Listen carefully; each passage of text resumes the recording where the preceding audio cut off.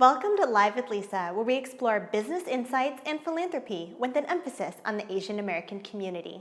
I'm your host, Lisa Song-Sutton. In this episode, I sit down with Jenny Wong, entrepreneur and owner of Fat Choy and Fowl restaurants. Check out behind the scenes and get more tips about business and community by following us on social media at Live with Lisa TV.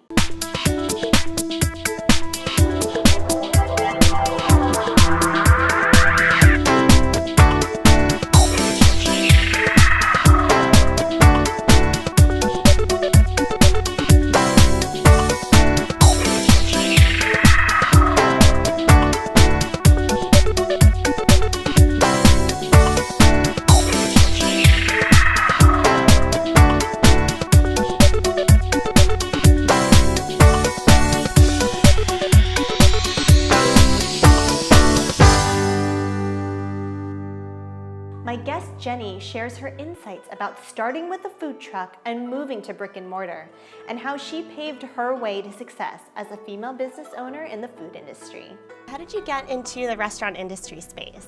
Well, actually, when I was 12, I started helping my parents in LA. There was actually a hot pot restaurant that was the same age as me. So when I was 13, it was 13. I just remember that, and it was like 2 years before its lease was up. So when I was 15, it closed. Well, so you started your entrepreneurial journey with a food truck first, the Great Bow Truck. Oh, yes. Right? So the food truck happened in 2011. That was March when my husband got laid off inside of the French restaurant in Cosmopolitan.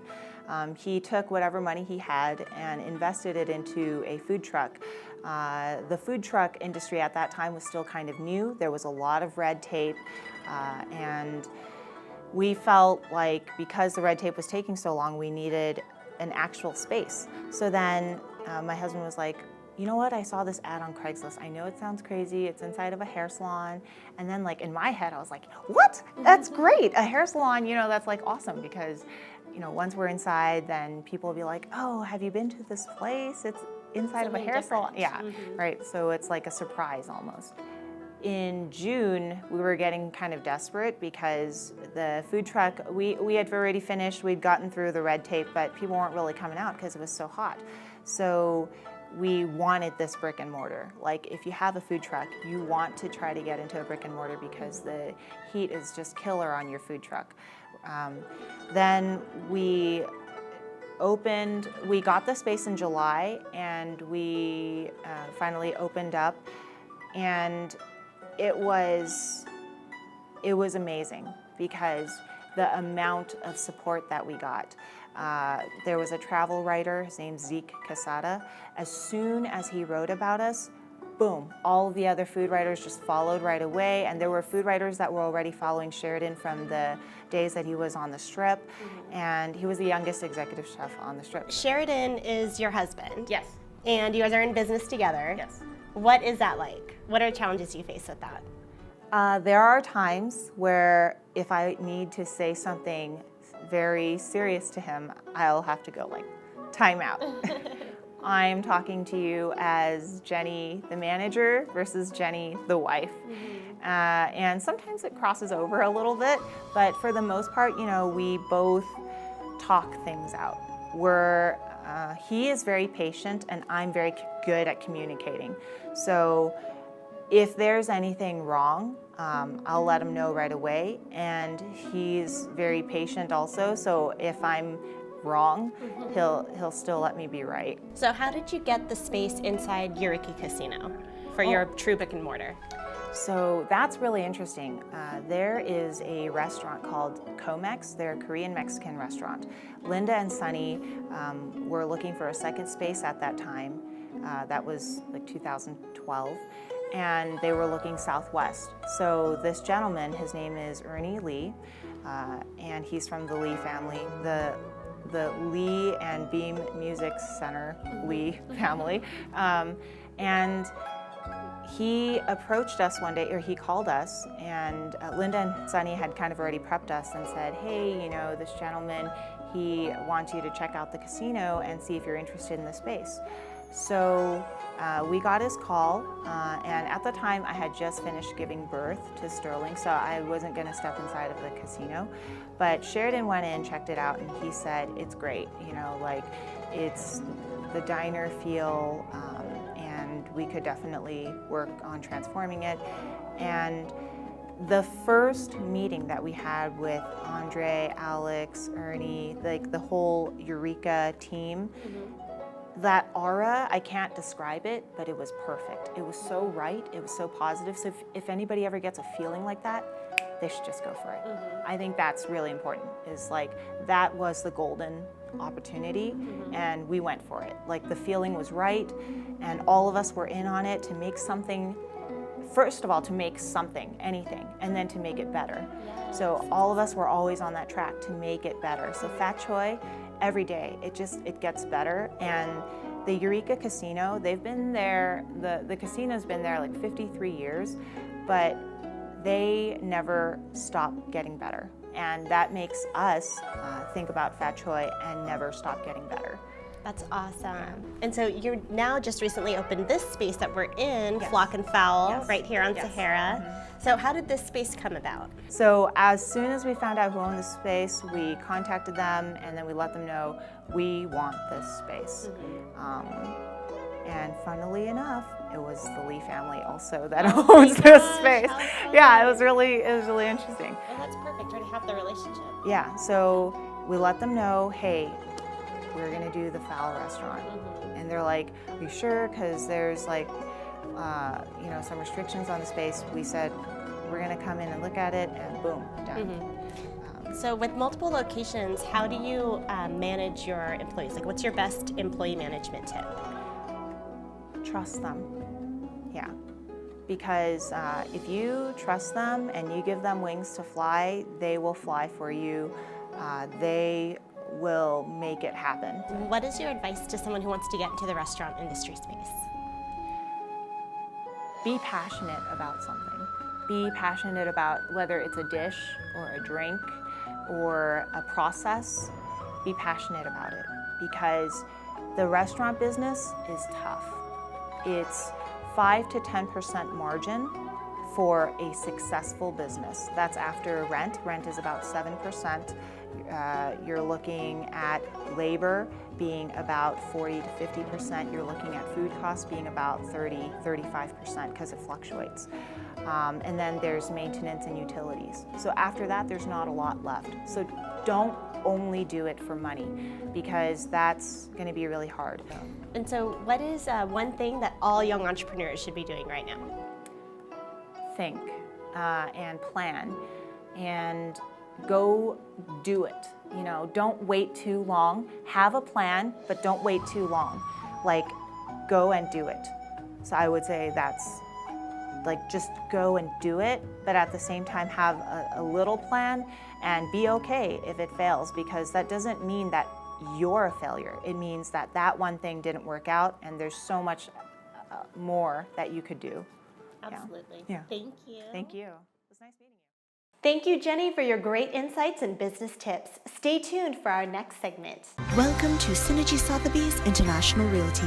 Our purpose is to artfully unite extraordinary properties with extraordinary lives. We are committed to helping our clients purchase or sell with unparalleled service from start to finish. With nearly 700 offices worldwide, including 2 in Las Vegas and Henderson, we provide access to luxury homes, investment properties, and more. Synergy Sotheby's International Realty.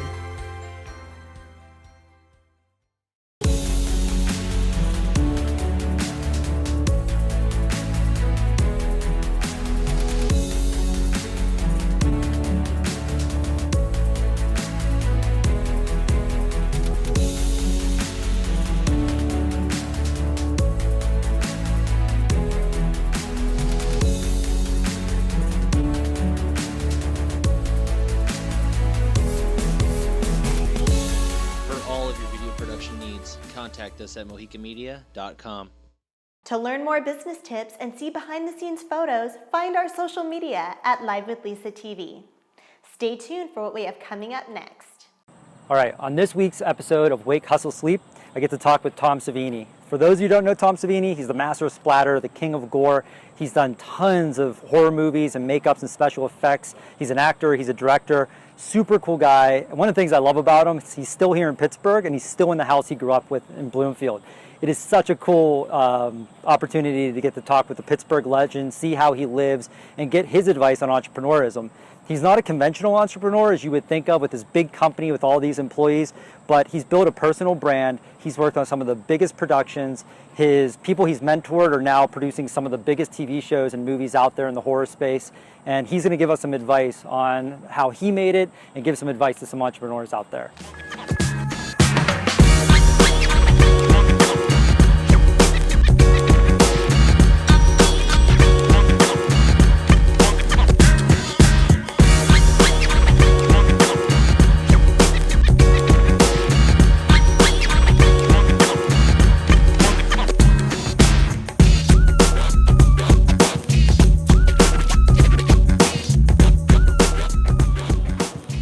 So I love that the first thing when I asked Tom about how to be successful, he talks about talk is bull. You have to be able to prove what you're saying. Talk is bull. Goes in here. Yeah. You got to be able to prove what you do. Some people can get away with talk. Yeah. I can't. I'm not. Yeah. I go to flea markets, whatever the price is. I can't talk about it. I'll just buy it. Yeah. Okay. Because I don't have that gift. Okay. Now, Tom talks about a portfolio, being able to show your images and your art, but most of us, we're not artists, we don't create anything, so we have to validate ourselves in different ways. So as a makeup effects artist, you know, and I'm sure this applies to other careers, where you have to record what you're doing or have some kind of a presentation, points, you know, and then put it in front of people who can help or hire you. I mean, there's no formula for success, but that works, what I just described. It worked for me. Don't go anywhere without your portfolio, because you never know when you're going to meet that person who can help or hire. Being ready. I mean, you can put your portfolio on a flash drive and have it on your keychain, on your phone. You have your phone with you all the time. So that's what I tell my students. Don't go anywhere without that, because you never know. So you can do this with case studies, you can do this with imagery, a PowerPoint presentation even, just talking about what you've done for people and showing snapshots of statistics and results. Super, super important not to rely on your talk. Some of us have the gift of gab, but that won't get you so far. You need to be able to back that up, because everybody talks a big game. Everybody comes in talking about how they can change the world and take over the world, and then they're driving off in their 1994 Hyundai Elantra. So being able to provide proof and showing what you're able to do is going to make a huge difference in this world.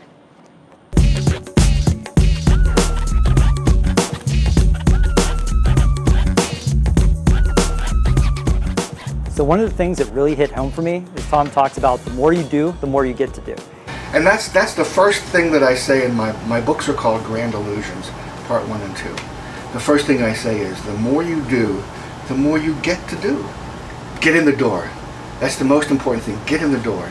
If they have you sweeping the floor for a year, do it. Because once you're in the door, you can prove yourself. Yeah. People get to know you. They get to like you, perhaps. They see your talent, and you know. But get in the door. And to me, what that means is do whatever you can to get in the front door, just to work with that company or that individual, so you can show them what you can do.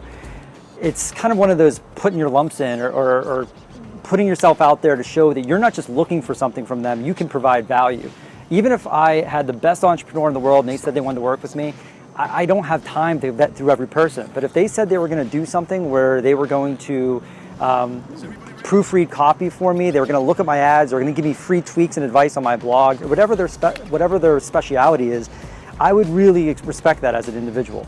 So when you're out there, constantly go out and constantly try to see what you can provide value to these individuals, so potentially they can turn into a mentor for you.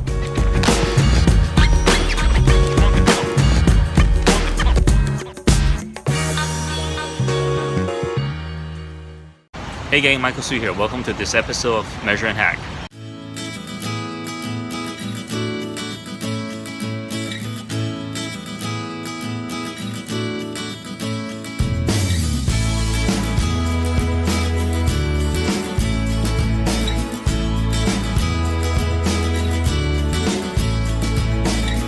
In today's episode, let's talk about the concept of me.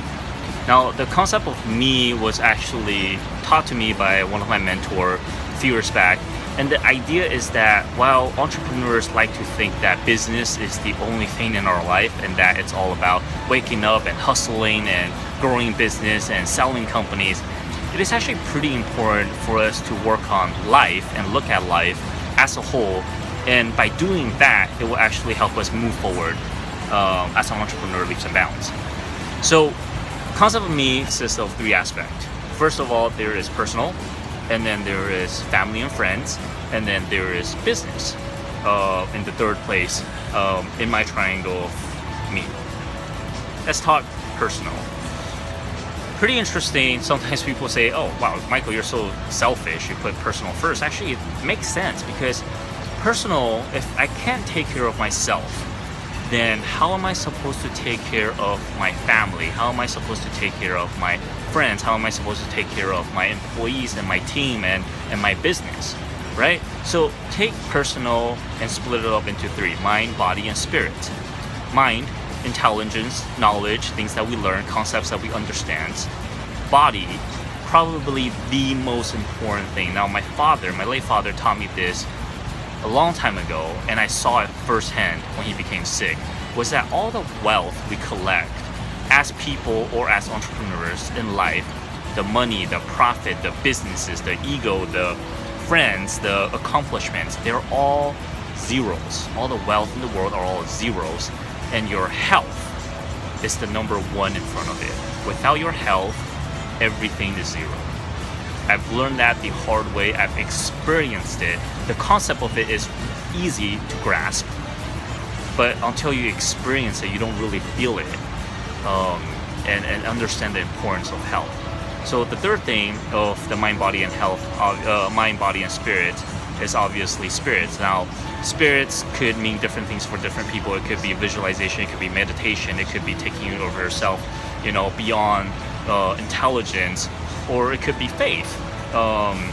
If you have a faith that, or that might actually translate into a fourth aspect of your me triangle or me circle, however you look at it. So mind, body, and spirits, that makes up of personal. Second thing, family and friends. Family and friends, now that could be your spouse, that could be your parents, that could be your kids, friends. Your network is your net worth, right? Or your network is your life. Third thing, business. Now, as entrepreneurs, don't be freaking out. Don't be like, wow, Michael, I can't believe you put business as third. I thought you were an entrepreneur. Now, think about it. If I take care of myself and then I take care of my network, then in theory, myself and my network are now working together to take care of my business, right? Now, we take business and split it up into three as well: sales and marketing, production, financial, and management. So if you now look at the me concept holistically, now you can see everything is sort of balanced. And if you're able to work through each aspect of your me triangle, through the vision, strategy, execution, measure, and hack, then we're now growing ourselves not as just an entrepreneur, but as human beings.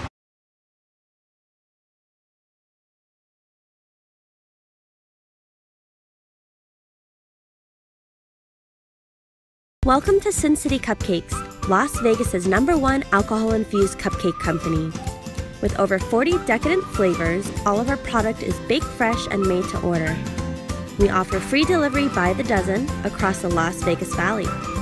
We specialize in making your event or occasion fabulous. Call us at 702-776-0955 or place your order online today at sincitycupcakes.com.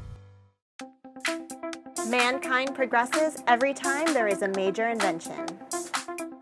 Dr. Alexander Krichevsky has invented a new way to produce light that didn't exist before. Introducing the world's first light-emitting plant. With further research and development, this technology can be used as an early detection system to minimize crop damage. It could light up highways and driveways with glowing plants, trees, and flowers, ultimately becoming an alternative light source for a cleaner, healthier environment. Join our quest. Visit glow.us.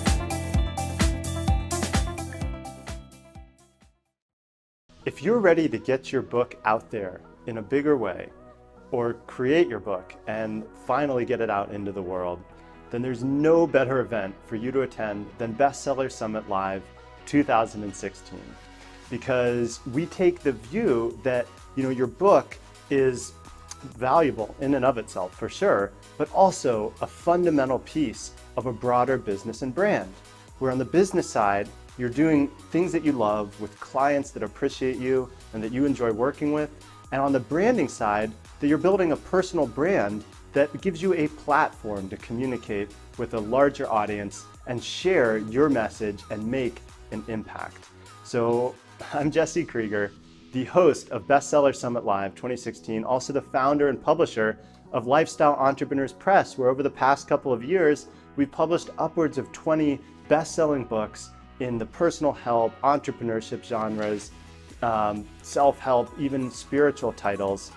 And this year, I'm pulling out all the stops and want to put on the best event that I can possibly produce, which is what we'll be doing October 28th to 30th, 2016 in Los Angeles at the Sheraton Gateway LAX, a beautiful hotel. And that's where we'll be holding Bestseller Summit Live. And as an attendee, as an author, as an entrepreneur coming into this event, there's really 4 key themes that we're going to be touching on over the course of these 3 days that we'll spend together. And the first one is, vision and your strategic plan. If you come to Bestseller Summit Live this year, this October 28th to 30th, you're going to walk away with a concrete plan that will take you from wherever you are right now up to and through your best-selling book launch and well into building out your business and developing your personal brand. You'll have the strategic plan, the key actions that you need to be taking so that you leave this event ready to rock it. And that's number 1. 2, you'll be inspired being around a community of like-minded authors and entrepreneurs and myself and some of the special guest speakers that we're bringing. Hopefully all makes this something that's real for you. And it's not just what people over there are doing, like big names like Tim Ferriss or Ramit Sethi or other people that you may see having success as authors. That works even on a smaller scale. So I want to show you and inspire you to think bigger and give you actual examples of people that are doing it right now. That's number 2. 3 is community.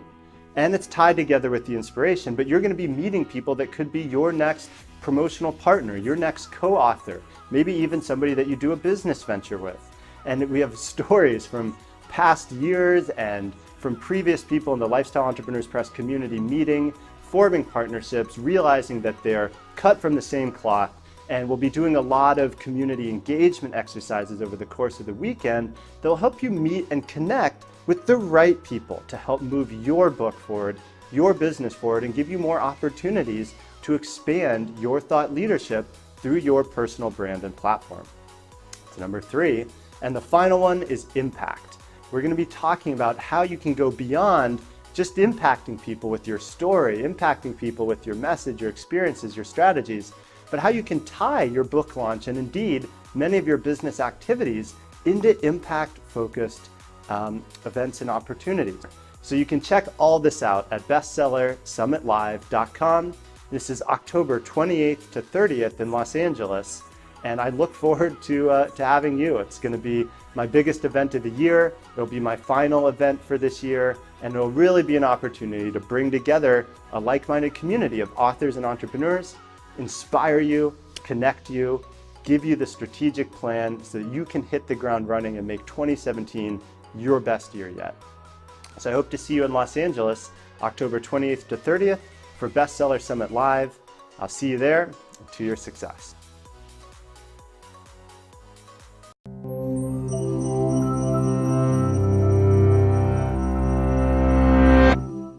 Imagine you're on a game show and you can choose between 2 prizes, a diamond or a bottle of water.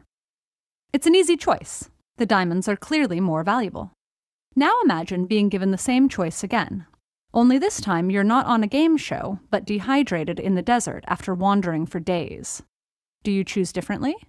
Why? Aren't diamonds still more valuable? This is the paradox of value, famously described by pioneering economist Adam Smith.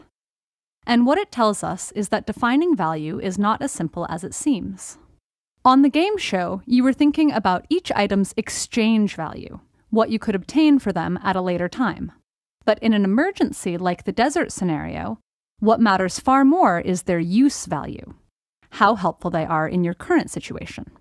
And because we only get to choose one of the options, we also have to consider its opportunity cost, or what we lose by giving up the other choice. After all, it doesn't matter how much you could get from selling the diamond if you never make it out of the desert. Most modern economists deal with the paradox of value by attempting to unify these considerations under the concept of utility, how well something satisfies a person's wants or needs. Utility can apply to anything from the basic need for food to the pleasure of hearing a favorite song, and will naturally vary for different people and circumstances. A market economy provides us with an easy way to track utility. Put simply, the utility something has to you is reflected by how much you'd be willing to pay for it. Now imagine yourself back in the desert, only this time you get offered a new diamond or a fresh bottle of water every 5 minutes.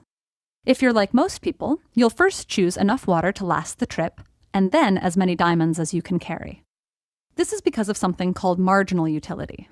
And it means that when you choose between diamonds and water, you compare utility obtained from every additional bottle of water to every additional diamond. And you do this each time an offer is made. The first bottle of water is worth more to you than any amount of diamonds, but eventually, you have all the water you need. After a while, every additional bottle becomes a burden. That's when you begin to choose diamonds over water. And it's not just necessities like water. When it comes to most things, the more of it you acquire, the less useful or enjoyable every additional bit becomes. This is the law of diminishing marginal utility. You might gladly buy 2 or 3 helpings of your favorite food, but the 4th would make you nauseated, and the 100th would spoil before you could even get to it. Or you could pay to see the same movie over and over until you got bored of it or spent all of your money. Either way, you'd eventually reach a point where the marginal utility for buying another movie ticket became 0. Utility applies not just to buying things, but to all our decisions. And the intuitive way to maximize it and avoid diminishing returns is to vary the way we spend our time and resources. After our basic needs are met, we'd theoretically decide to invest in choices only to the point they're useful or enjoyable. Of course, how effectively any of us manage to maximize utility in real life is another matter. But it helps to remember that the ultimate source of value comes from us, the needs we share, the things we enjoy, and the choices we make.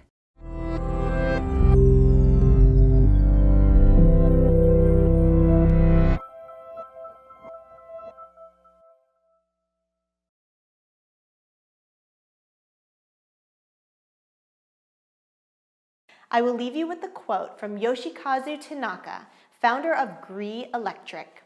Just get your feet in the water and do it. Have a positive week. Yoshikazu Tanaka. Darn it!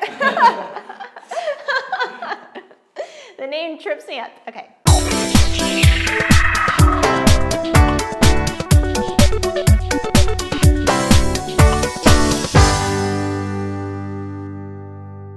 Live with Lisa TV is always looking for outstanding talent, sponsors, and entrepreneurs. If you want to be involved with production or wish to nominate an outstanding entrepreneur, contact us by visiting livewithlisa.tv.